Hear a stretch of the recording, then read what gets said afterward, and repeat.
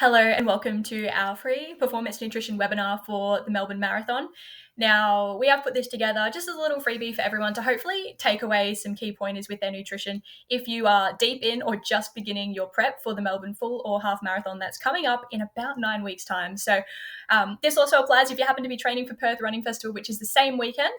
But either way, listen, pause as you need, take notes, and we will still be able to provide you an opportunity to ask some questions if anything pops up along the way that you're unsure about. So what I'm going to cover in today's session, we've got a few topics here.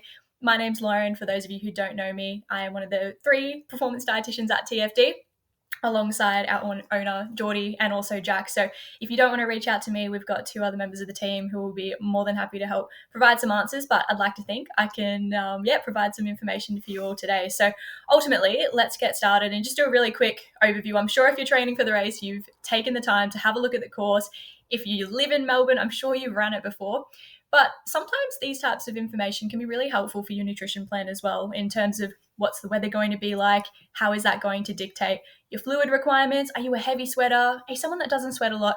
These are the key ingredients, I suppose, to a good fueling plan, is actually knowing the logistics of it as well. Now, when I checked the other day, there weren't any confirmed start times. But again, keep your eye on the website for this to be officially announced. If you're someone that usually trains in the morning, this is never going to be a problem. But if you're someone that usually trains in the afternoon, I think it's really important to start training your gut to be able to eat early in the morning. So obviously, just a really quick course overview.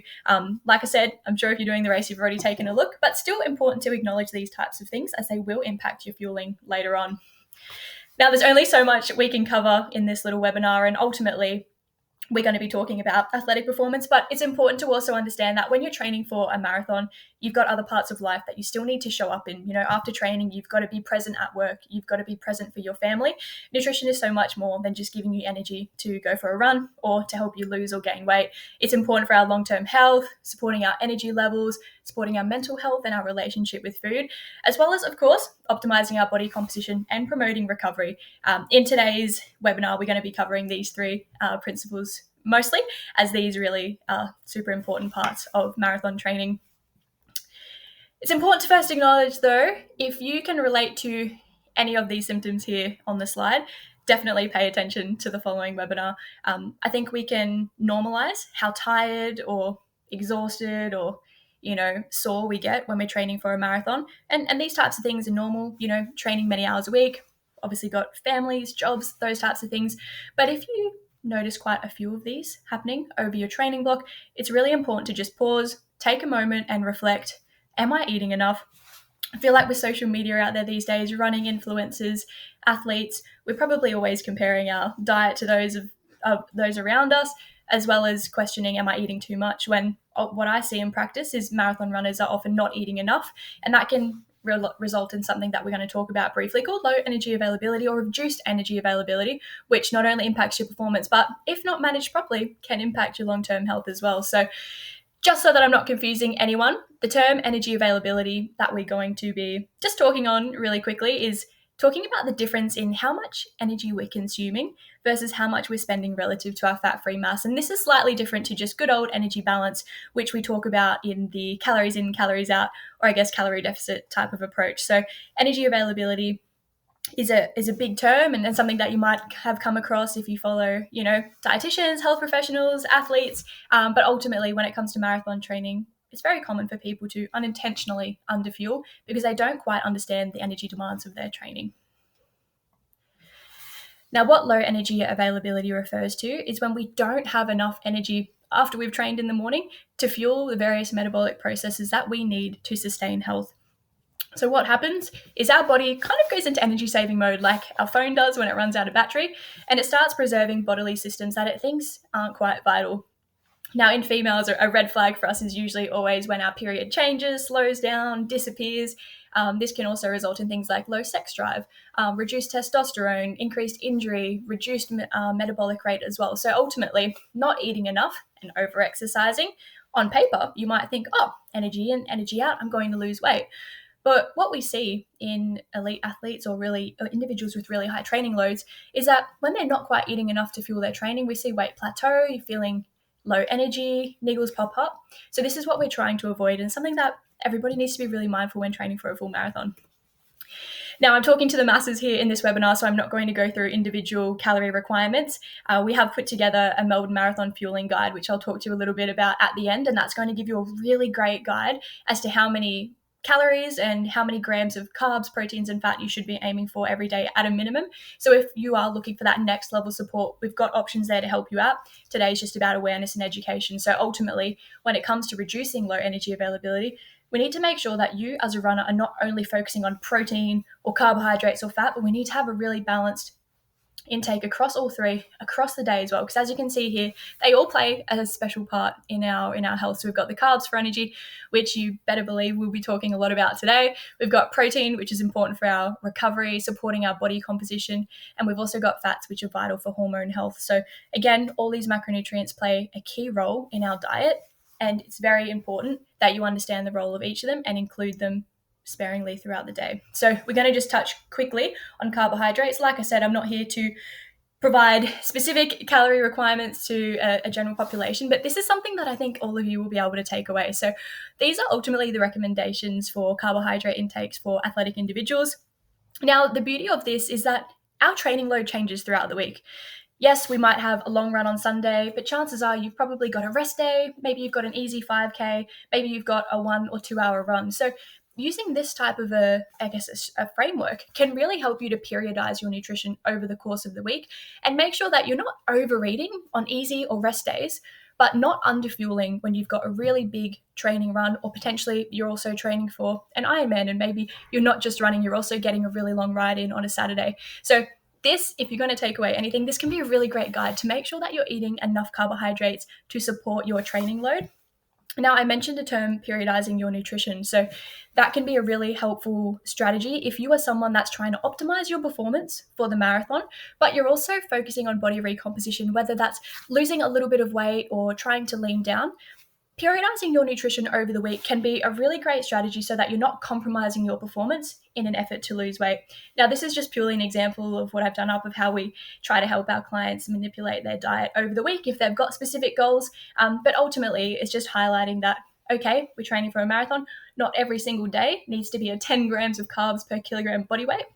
But we also need to structure that and change it over the course of the week, over the course of the months as our training load changes as well, because ultimately our nutritional requirements during a deload week are going to be really different to that in a peak training week. So just important to, highlight the different carbohydrate recommendations here. And if anything, maybe log 1 day of eating, see how you stack up to those requirements that I just listed on the previous page. Now, why am I focusing on carbohydrates and why is the next chapter of this webinar going to be mostly on carbohydrates? This graph depicts it pretty well. What it's showing here is that as our exercise intensity increases, so too does the different type of substrate that we use when we are exercising. So along the bottom there, you've got a percent of your VO2 max. So we could potentially, look at the 25% as an easy run day, and then maybe the 85% might be race day or an interval run. Now, I have just put, a little peanut butter and a couple of gels there just to try and visualize for you that as the exercise intensity increases, our body's reliance on carbohydrates as fuel increases as well. So as you can see, as we get above that 65% of our VO2 max, our body is using mostly carbohydrates in the form of either muscle glycogen or plasma glucose. Now, muscle glycogen are our endogenous energy stores, whereas plasma glucose is our exogenous carbohydrate stores. So we're going to be talking about intra-training fueling and pre-training fueling throughout this webinar. But I suppose if we're trying to relate it back to this graph here, the muscle glycogen, that's what we're going to build up with a pre-race carbohydrate load. And the plasma glucose, we're going to supply that by having gels or drink mixes or chews during our training runs. So hopefully that just helps you to get a better understanding as to why we're always promoting carbohydrates for marathons. I acknowledge that everybody out there has different goals, different paces, and you'll all be finishing your marathons at a different time. But I'm sure no one's going to be out there doing a zone 1 marathon. So it's important to understand where the carbohydrates come into this. And in training, okay, if it is an easy run day or we've just got an aerobic 5K, we can actually get away with using more fat as fuel as well. So it's important to understand that they both play a role. However, carbohydrates are going to be the predominant energy source at higher intensities. So with that, we're just going to talk a little bit on pre and intra-run fueling. So when it comes to your pre-training nutrition, I suppose one of the biggest, I'm not going to call it issues, but I guess one of the biggest gaps I see in people's diets is their pre-run nutrition, because a lot of people will experience two of the same issues. One, they either feel sick if they're eating too close to a run, or two, they don't eat at all because they simply don't have enough time. Now, if you feel sick eating before a run or you don't have enough time, I would say that you're probably not prioritizing the right types of foods. These are 4 pointers that I find work every time when you're trying to pick what to eat before a run. I acknowledge that some of you listening, you might be really great at your pre-training fueling. You might be someone that can sit down and have a bagel with peanut butter, banana, and honey 30 minutes before running out the door. But I also acknowledge that that can be really overwhelming for some of you who either prefer to train fasted, have something like IBS or celiac disease where you've got that predisposition to have gastrointestinal discomfort, or potentially you're just always on the go and don't quite have enough time to eat before running. So I know it happens, but hopefully just with these 4 tips here, you'll be able to find some options that work for you. So ultimately, we want it to be low in fiber and low in fat. Both of these are very healthy key nutrients that we need to incorporate in our broader diet, but both of them slow down digestion and can contribute to gut discomfort. So ultimately, we want to try and keep our fat and fiber pretty low, especially if we're eating within 60 minutes of our training session. Now, number 3, focusing on simple carbohydrates. This one's a no-brainer. So when we think about carbohydrates, we've got low GI carbohydrates and we've got high GI carbohydrates. So when it comes to low GI carbohydrates, these ones usually provide a slower energy release, and our high GI carbohydrates, they release energy very quickly. Now, I think I've just noticed I've got a little typo here in my presentation, but that's meant to say high GI carbohydrates. And that could be an example, for example, juice, lollies, rice cakes with honey, and then your lower GI carbohydrates are things like porridge or wheat bix or potato, which if we've got a little bit longer before our run, we can definitely consume. And ultimately, number 4, timing. So that influences how much or how little nutrition you might be able to stomach before a run. For example, a couple of dates or a glass of juice might be great if you're waking up, you've got 15 to 20 minutes before you need to be out the door. Whereas if you're someone that's got 1.5 to 2 hours to get a meal in and then head out for your run, something like a bowl of oats with fruit and honey could be great. Potentially the bagel with peanut butter and banana idea. The more complex it is, the further away from running that we need it to be. Now, I think it's important to trial different types of pre-training nutrition and see how you feel, because ideally on race day, you're getting up a few hours before the start time so that you can have a solid breakfast, get yourself sorted, get down to the start line, and then about 30 minutes before the race starts, we have a little top-up or a little primer that we like to call it, and this could be something that's about 25 to 30 grams of carbohydrates. For example, a gel, a small banana, an LCM bar, a couple of Killer Python lollies. Ultimately, key takeaways: low in fiber, low in fat.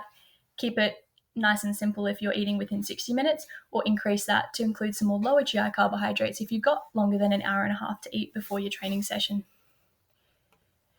Now, when it comes to pre-race or pre-long run, carbohydrate loading can be a really effective strategy to not only support your energy during the race, but your recovery afterwards as well. Now, if you think back to that graph I showed you a few slides earlier, it shows that muscle glycogen and blood glucose are 2 of the biggest contributors to our energy during higher intensity efforts like a marathon. Now, carbohydrate loading doesn't only need to be saved before race day. We encourage all of our clients to practice it in training as well. So say, for example, throughout your marathon block, I'm sure you'll have a 30, 32, 35K peak run in there. One of the best things that you can do is actually incorporate a 1-day carbohydrate load before one of your peak training runs so that you can get a feel for how carbohydrate loading feels for you. Now, when we're talking about carbohydrate loading, we're trying to supercompensate our muscle glycogen stores. So to do this, we need to be consuming a higher carbohydrate diet of around 10 to 12 grams of carbohydrates per kilogram of your body weight. So this personalizes and tailors the carb load to you. What you would have is going to be different to what I would have, to what one of your running buddies would have. So that's the beauty in this, and that number, you can play around with it yourself. Now, if you try a carb load and it leaves you feeling a little bit too heavy or a little bit too full, you can taper that amount down, even maybe try the 6 to 8 gram mark. But that's ultimately why we encourage our athletes to try a carb load in training, because if it's not something that you're used to, we don't want you waking up on race day feeling a little bit heavy or bloated. A carbohydrate is meant to help, not hinder you. So we always encourage our clients to go lower fiber, simple options. One of my favorite things to do in a carb load is keep my diet relatively similar to my everyday options, but with every single meal, I'll add a source of liquid carbohydrates. For example, pineapple juice, a chocolate milk, a smoothie, a bottle of Powerade, I find that that's a really effective way to increase your carbohydrate content without adding a lot of extra fat and fiber, which can weigh you down. And bonus is you're staying hydrated throughout the day as well. So if you are foreign to carbohydrate loading, definitely practice it in training. And if you're a bit of a carb load veteran, hopefully you can take away a few tips here to further fine tune your approach. Now, like I said, with the pre-training nutrition, one of the biggest reasons we see people not fueling their running is that they struggle with gut discomfort. So I think it's important for us to talk about training the gut. You're obviously putting a lot of hours, you're investing a lot of time, a lot of money in coaching as you prepare for the Melbourne Marathon. Let's make sure you're getting the most out of it, getting the most out of your nutrition, and training your gut as well. It is an organ and it can be conditioned. So ultimately, we want to train our gut to reduce runner's gut. Now, this does sound a bit discriminatory. We can have runner's gut on things like a bike ride or a swim, but ultimately it's talking about the GI issues that we get, such as cramping, nauseousness, diarrhea, bloating, anything that can happen while we're exercising. Now, this can be caused, of course, by our diet. That's going to be something that we're going to keep talking about, but it can also be impacted by a few other factors that don't get spoken about enough as well. So important to acknowledge that individuals that are predisposed to GI distress, such as those with IBS or celiac disease, even like myself, you've also got to keep that in mind because the gut can be a little bit more vulnerable. We've got mechanical stress as well. So as you're all aware, running takes a toll on the entire body, and the repetitive impact of the running means we've got a lot of movement in our digestive system. So that can ultimately speed up digestion and transit through the gut, leading to an increased bowel movement. But it can also impact our digestion as well because we've ultimately got a lot of blood flow going to our big working muscles in the legs and away from our gut. So when there's not enough blood flow around the gut, we don't have as efficient digestion, and that can also lead to food volume sitting in our stomach undigested. That can cause us to feel a little bit unwell. Also important to acknowledge that during exercise, our hormones fluctuate due to the exercise stress, body temperature changing, and the increase in adrenaline can accelerate gut motility. So that can also be why when you're stressed or you're anxious or you're nervous, sometimes we get the runs similar in training as well. So it's important to understand the broader picture, but definitely our food choices play a significant role in whether or not we experience gut distress during racing or training. Now, this graph here is a fantastic one, and it ultimately just talks about a few different ways that we can reduce gut distress by training our gut. So we've got a couple of strategies here, for example, training with larger volumes of food and fluid to train the stomach, training immediately after eating a meal, training with relatively high carbohydrate intake, which we're going to be talking about, simulating the race with a race nutrition plan. That even talks about, like I mentioned, adding in a carb load before a training race, a training run, as opposed to just saving it before the race. And of course, increasing our carbohydrate content in the diet. Now, ultimately, what we're trying to do or what we're trying to achieve through gut training is reducing feelings of fullness and bloating. We're trying to increase our body's ability to empty our gastric system, and we're also hoping to increase the capacity that our body can absorb and facilitate carbohydrate use. Now, all of this will lead to better performance because our body is using that fuel more efficiently, but it will also reduce our gastrointestinal symptoms as well. So just to summarize, a few strategies that if you're sitting here thinking, yep, I'm one of those people that really struggles to eat before a run, these are some practical tips that you can incorporate into your weekly training, and I'd encourage you to do it now if you haven't already started. So ultimately, right now, you might need an hour to eat your honey toast before training, but every week, decrease that interval by about 5 minutes and see how you go so that you're shortening that window between your eating and your run, and that will build your confidence and your body's ability to digest and then exercise. Slowly increase the volume of your pre-run snack as well. So maybe right now an LCM bar is all you can stomach, but hopefully in a few weeks' time you might be able to have an LCM bar and a banana, or you might go from having 1 rice cake with honey to 4 rice cakes with honey and banana. We don't need to start big. I just need you to start small, and a small source of carbohydrates is still going to give you a benefit. It's better than having nothing, and we're also going to be training our gut. So just a few tips there, I guess, from personal experience. Naturally, as a dietitian, I feel like I might have the upper hand, but even when I first started, I needed to eat about an hour before training, and now I can have something 5 minutes out the door. I'm doing my warm-up and I'm running. So it's definitely something that you need to commit to. It might be uncomfortable at first, but with time and with training, you'll definitely be able to reduce the discomfort that you might be feeling.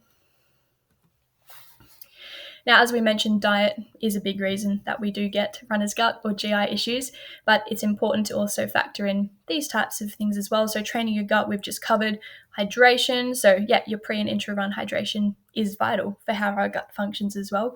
Dehydration reduces our body's ability to digest food. So if you're heading out the door fasted and just grabbing a muesli bar, it can be helpful to also wash that down with a glass of water or Train Aid and electrolyte beverage.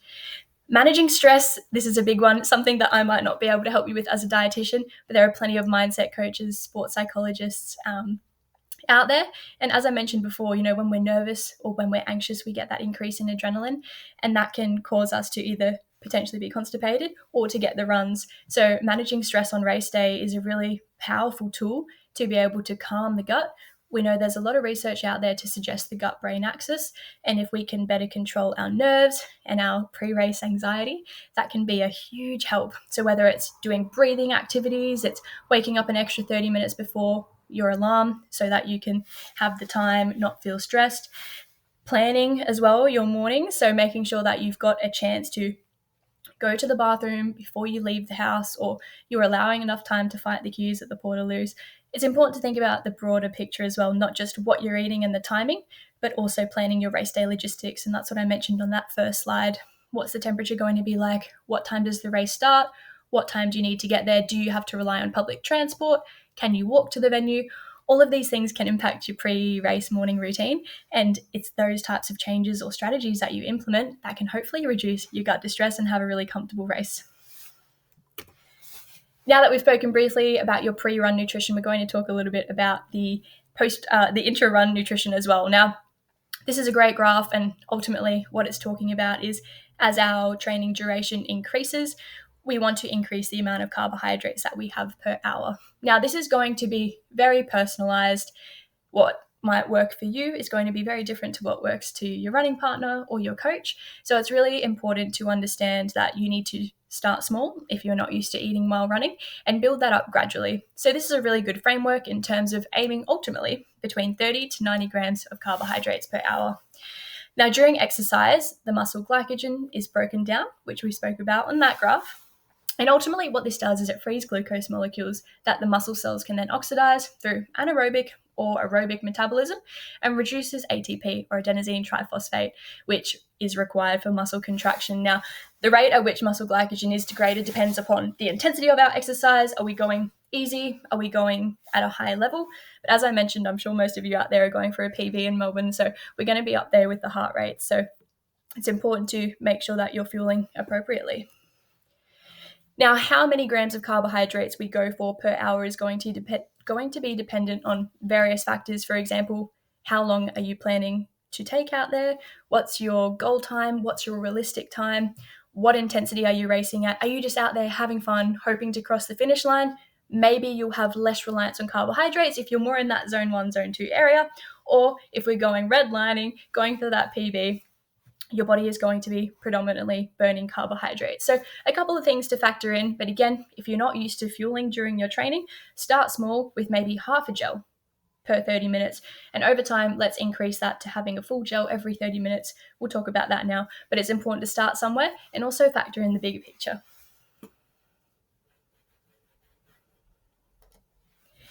Now, when it comes to intra-run nutrition, I would say a big difference between marathon running and trail running is that we're going a lot faster, our heart rates are a lot higher, and as a result, solid food seems to be a less popular choice for marathon runners, but I'm not going to discount it entirely. So at the top here, we've got a couple of, cult favorites. We've got gels, we've got chews, we've got bars. We also have liquid nutrition as well. Now, when it comes to choosing what's right for you, the best thing that you can do in training is a little bit of trial and error. Go onto a store like Aid Station or go to your local running shop and just buy a few single serves of different brands, different flavors, different textures, so you're not committed to a box of 20 of something that you might not like, and experiment, because ultimately, yes, we're aiming to get a certain amount of carbohydrates in per hour, but we're also aiming for you to be able to stomach that nutrition, not have it come up halfway, and we want it to sit well in the stomach. So when you're thinking about your fueling choices, you might think, I really don't want to use gels. Why do runners use gels? It's okay. You do not need to use gels. There are plenty of chews out there. Dried mango is fantastic. Sour lollies, lolly snakes. There's plenty of options out there. Gels are obviously a very easy one. But when you're trialing your nutrition and training, ask yourself a couple of these questions. So what sits well in your stomach? Do you not have any gut issues? Do you have capacity to store your nutrition? Are you someone that takes a vest with you? Do you have a run belt? Are you just relying on pockets in your tights? All of these questions as well can really impact what your race day fueling is going to be like. Are you a salty sweater? Do we need to also be getting sodium or electrolytes from our gels, or are we purely relying on the carbohydrate content? Now, another common question, people find themselves asking is, do I want to drink and eat my nutrition, or do I just want to get it from either option? So again, right, you can get your solid nutrition in from gels and chews, and you could just have electrolytes in a flask. Or if you don't want to bother eating or having to chew during the race, you could get a complete option, which has got your carbohydrates and your electrolytes in a drink beverage. So again, it's up to you. I would say don't be too influenced by, running influencers out there or friends or coaches. It's really important that you go out there and you try different products and find what works best for you, because gels are certainly an acquired taste, and it's important to try for yourself before discounting something. I know with myself, I didn't try a Morton gel for probably a year because everybody told me they hated them. I grabbed one at an aid station during a race, and I kept it for later, and I tried it, and I was expecting to hate it, and I ended up loving it, and it's something that's now fueled me through to full Ironman. So it's important to not just rely on other people's advice, but get out there, try things for yourself, and find what works best for you. Now, in terms of the Melbourne Marathon course itself, Morton is the major nutrition and hydration sponsor. So in the Melbourne Marathon Guide, I've broken down what's available at the aid stations and where they're located. I'm sure if you hop onto the website, you'll also be able to find out that information for yourself. But you don't need to rely on these products. In fact, I always encourage my clients to be self-sufficient out there during a marathon. But it also doesn't hurt to know what's available at the aid stations and try it in training in case you think you might want to rely on it, or you might want to incorporate that into your fueling plan. Now, the Morton 160 drink mix is great. Get about 40 grams of carbs, 400 milligrams of sodium per serve. But as you all know, at a race, you're not getting a full bottle of this stuff. You're getting a cup. So again, if you're someone that's a big sweater or you go through a lot of fluids, it's not always a viable option to rely purely on what's available at the aid station. So keep this in mind, but definitely give it a try in training if you feel like you are going to be someone that will be regularly taking some from the aid stations. The website, from my research, hasn't specified which gels will be available, but Morton's got the two ranges. They've got the Morton Gel 100, which gives about 25 grams of carbohydrates.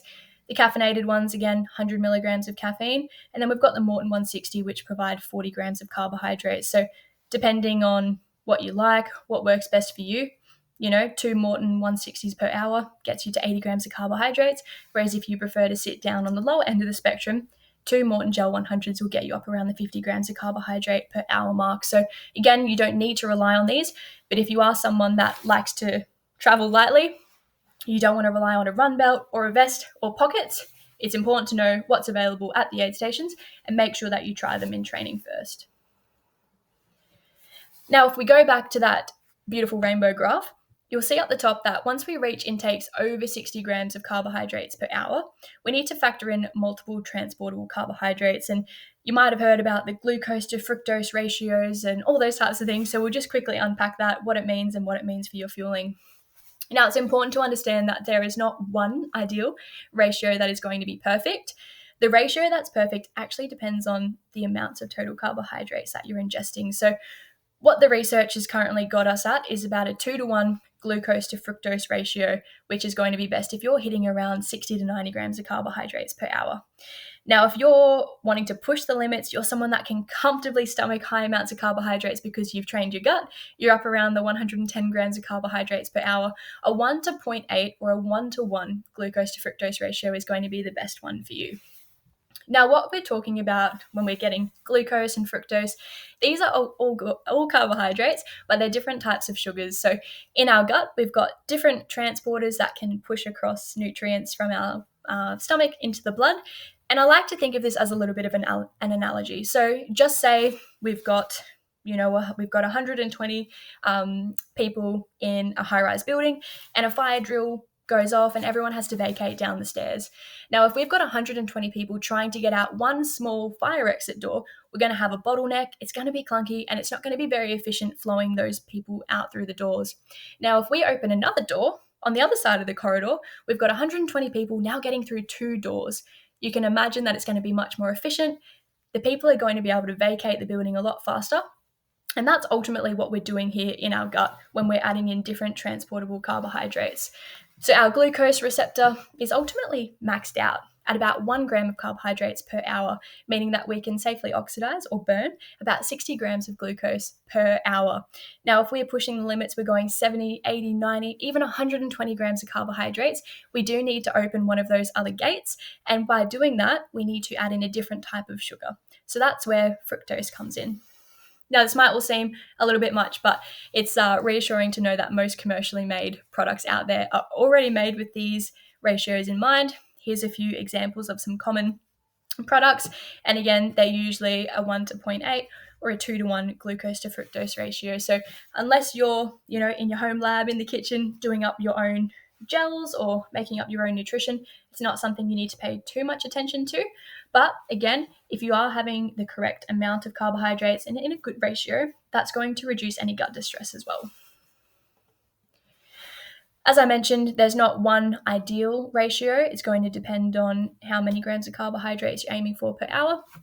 But this is a really good breakdown for you depending on whereabouts you sit within this threshold here. So if you're someone that hits around 60 grams of carbs per hour, you don't need to worry too much. A single source is going to be great for you.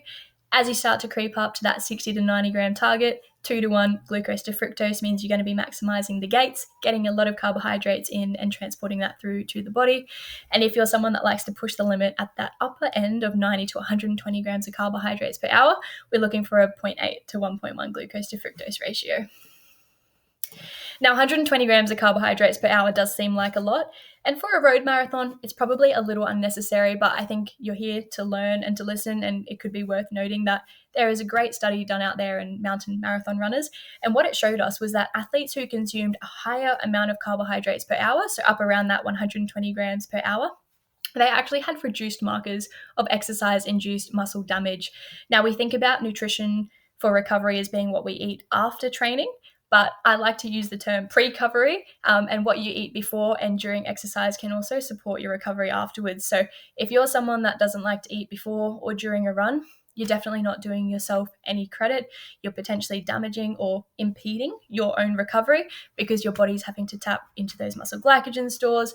And if you can get a higher amount of carbohydrates in per hour, not only are you providing your body with more energy in the moment, you are supporting your recovery. So I'm definitely not saying that you need to be hitting limits of 120 grams of carbohydrates for 120 grams of carbohydrates an hour for a road marathon, but it is worth noting that higher carbohydrate intakes do support muscle recovery. So just keep that in mind if you're someone that heads out for a 30K run and takes one gel with you. Now, when it comes to fluid and hydration, our owner, Jordan Sullivan, he's going to be doing a hydration seminar. So I'm going to leave all the details for him so that you can tune in, have another learning lesson. It's going to be amazing. But something that I get all of my clients to do to help better understand their sweat losses and their fluid requirements is this activity. Now, I acknowledge not everybody's going to have a set of scales at home, and if you don't, that's okay. But if you do, and you like numbers, and you want to fine-tune your fueling, this is a really great strategy that you can do in training. Now, you could do it before any type of run, but I encourage doing it before a longer run because ultimately, marathon's going to be a pretty long run. So what we get you to do is we weigh yourself before you head out for your run. This could be dressed. You've already eaten your breakfast. Take note of how much fluid you consume during your run. If you're someone that carries a flask or a nerd belt, this is going to be pretty easy to track, but if you just rely on water fountains, I appreciate this is going to be a little bit of a guesswork, but maybe you could just come up with a rough number. We then get you to weigh yourself after training, and then we calculate the difference in your starting weight from your finishing weight. Now, it is important to acknowledge that this doesn't factor in reductions in muscle glycogen, or potentially if you stopped to do number 1, number 2, it's purely helping to give us an estimate as to what we should be aiming for. So say, for example, your weight changed by 2 kilos over an hour run, we're losing about 2 kilos or 2 liters of sweat per hour. Now, that's a very extreme example, but that's just the numbers that quickly came to my mind. So not only is this helpful to better plan how much fluid you should be aiming to consume per hour during your runs, we can then use that fluid amount to better tailor your electrolyte concentration to that fluid. And it's also important for you to then rehydrate after a training run. So like I said, we probably all have jobs, families, life responsibilities to do after our long weekend run. We can't afford to just plop on the couch and be exhausted. That's where nutrition comes in, and that's also where hydration comes in. So say, for example, you do lose maybe 2 liters of fluid during a training session. It's important to replace that by 125 to 150% over the immediate 4 hours after that training run. So that's going to make sure we're replacing our vital stored body store of water. We're about 70% water. We need to make sure we keep it that way. It's also going to better regulate our temperature, which can be a bit dysregulated after exercise, support our digestion and our cognitive health as well. So hydration is a big one. Again, on course, they will be having the Morton 160 drink mix, but like I said, you're going to be getting like negligible amounts of sodium through the drink mix. So potentially you might like to factor in salt tablets, salt stick chews, electrolytes in a small flask. If you're someone that needs a lot of electrolytes or you are a heavy sweater, I definitely encourage holding at least a handheld flask that you can ditch once you've used. But again, totally up to you. There will be aid stations on course. And like I said, please stick around and be notified for our hydration masterclass that's coming to our circle group soon, as well as a comprehensive guide, which is going to be awesome. Now, when it comes to supplements, I do talk about a few common pre-run supplements that we encourage all of our athletes to have. But when it comes to supplements, you don't need them. They're just a bonus. And the most important thing is that you have a well-rounded diet. You're eating before and during training, because if you're taking one or all of these supplements, but you're not actually having anything to eat before or during a run, it's only going to help you so much. So I think when it comes to supplements, it's really important to first nail the basics. Think of supplements as a cherry on top. But a few popular ones that can be great for marathon running and marathon performance is we've got creatine, which is great for our fast energy metabolism. So things like sprints, track sessions, sprinting across the finish line. It's great for our cognitive health, drawing fluid into our muscles, supporting recovery, optimizing lean muscle mass. We've got caffeine, a powerful stimulant. What it does is it blocks receptors in the brain from feeling fatigue. It doesn't give us energy in the same way that food does in the source of kilojoules or calories, but it does act on our central nervous system and gives us that perception of increased energy. So caffeine can be a great thing to add in around the 30, 35K mark of your marathon when you're starting to fade off. Of course, electrolytes are super important. We like to encourage having them, say, before and during. Not everybody needs them. A lot of people can get away with enough salt in their diet. But again, stick around for our hydration masterclass and see for yourself. We've got nitrates as well, which can help with vasodilation. Beet it shots are a very popular option, and there are a lot of brands now coming out with powdered beetroot, which you can add to your own beverage. Having that around 2 to 3 hours before your race can help with increasing blood flow to the working muscles, which is always helpful.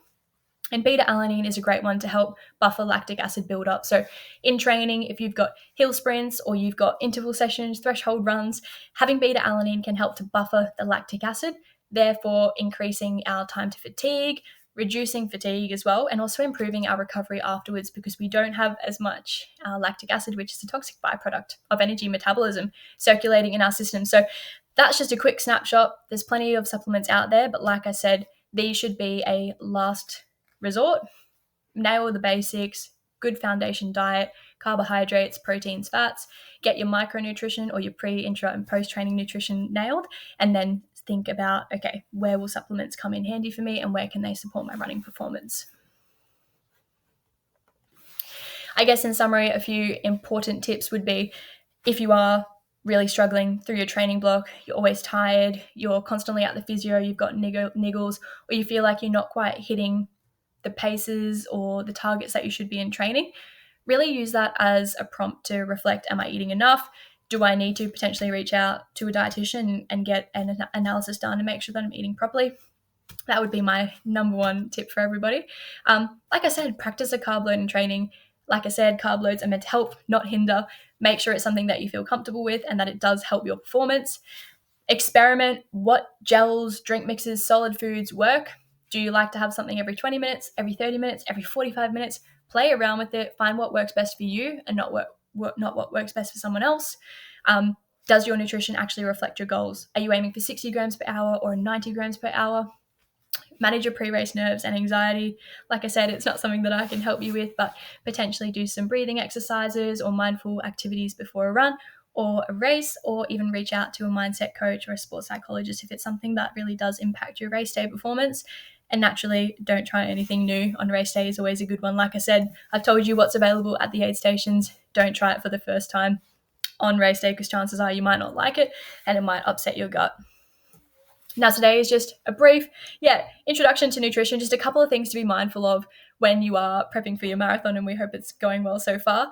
We've put together a nutrition guide for everyone prepping for the Melbourne Marathon. It's going to be available on our site for $89. So if it's something that you want, you're not quite there in terms of having a full nutrition plan, but you'd like something to guide you off, we cover everyday nutrition, macronutrient targets. We've got a lot more information on your pre, intra, post-training nutrition, race day timelines, everything that you could need.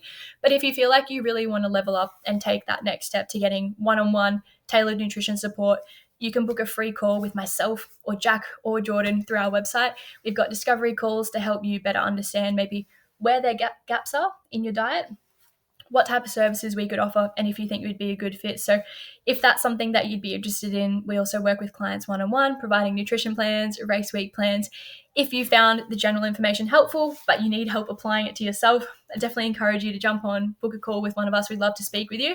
And as this webinar is recorded, I can't answer your questions live on camera, but if you do have any, please drop a comment on this video, send me a message through the circle group, or you can reach out to the flight dietitian at this email, or find all of us on Instagram. So happy training. Hopefully you took away at least one key takeaway from today's presentation, and all the best with your marathon prep, whether it's your first or your 10th or your second. I hope it's a great race, and I hope you're all well fueled. So good luck, and hope to be in contact and answer a couple of your questions.